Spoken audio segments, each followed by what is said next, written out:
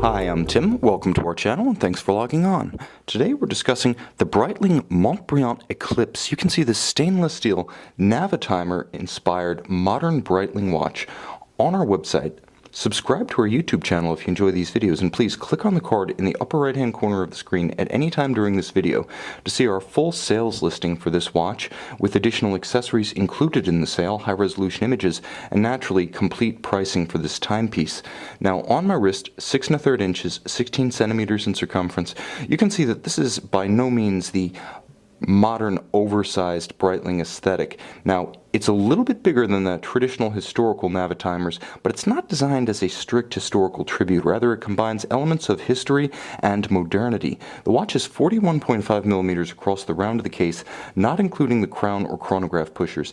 In terms of thickness, this is where the watch meets its largest dimension relative to its size. The watch is 15.5 millimeters thick, and you can see that the flank of the case actually looms out a bit wider at the top than at its base, so it will get hung up on the tightest of dress cuffs, but it'll go well with a loose sweater, a sport jacket, or a blazer sleeve. Now from lug to lug, it's quite manageable. At 47.5 millimeters between extremities, this is a watch that has good stance but won't overwhelm a smaller wrist like mine. My wrist is 16 centimeters in circumference, about oval in cross section, flat across the top, but the fit of this watch suggests to me that it would wear well on a wrist down to 14.5 millimeters in circumference. Now the watch has a very substantial contrasting stitch Breitling calfskin strap. You can see just how thick it is from the side.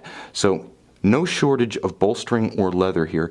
It's very much of a pilot style with the combination of a contrasting white stitch, immense bolstering, and calfskin. It also features a sports watch correct pin buckle, which is easy to use and allows for on-the-fly adjustability should you be engaged in activity, inactivity, encounter hot or cold weather that can change the size of your wrist and require on-the-fly changes to the fit of the watch. Now the timepiece is all of dial. You can see how the flanks of the case aren't even visible from overhead, and even the lugs are marginalized by the span of the circular slide rule. Now you can see the knurling on the exterior.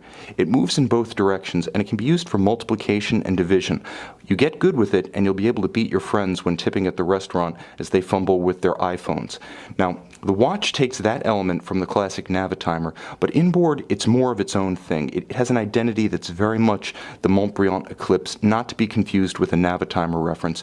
You'll note first the historic homage of a toll-style dial for the minute counter at 12 o'clock, so you can see the 3-minute increments that were once used for billing long-distance phone charges in the mid-century from about the 40s to the 60s. You can also see that the watch features highly stylized Arabic numerals, exaggerated in their size and their sweep. They have phenomenal luminescence at night. Likewise, the elegant alpha-style hands at center are different from what's typically seen on the Navitimer models, once again denoting this watch as something unto itself. And the watch's namesake, the bosom-style moon phase at 6 o'clock, makes a nice complement to the other subdials of the watch.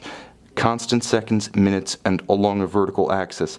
Minutes, cannon pinion at center, and moon phase at 6 o'clock. The watch also features lateral symmetry, seconds at 9 o'clock, and a date with a quickset function at 3 o'clock. It's a handsome and versatile watch, and of course, it retains chronograph functionality. So this is quite a complete watch with equal elements of left brain and right brain appeal, both artistic and mathematical, logical and romantic. Now on the case back, the watch features a number of conversion factors true to its aviation inspiration. This model was only built for 2 years.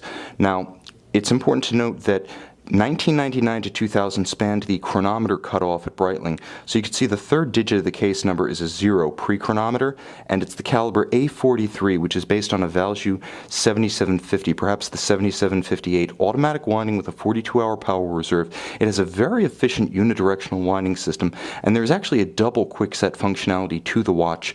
One quickset for the moon phase when you turn the crown in its second position, turn the crown counterclockwise to adjust the moon phase, turn it clockwise to adjust the date, and of course, very tough. The 7750 is renowned for its resilience, a true sports watch movement. The one limitation on this watch perhaps is with 3 ATM or 30 meter water resistance. This is very much a land and air sports watch, not one for diving. It's also important to note that the watch is a little bit different from modern Breitling specification, not just pre-chronometer, but you can also see from an angle the coloration of the crystal is a little bit different, both from acrylic and sapphire, and that's because it uses mineral glass. An unusual and rarely seen choice, but one that was more common on Breitlings in the 1990s. You can see and you can purchase this incredibly handsome and versatile, left brain and right brain appealing Breitling Montbrillant Eclipse on our website.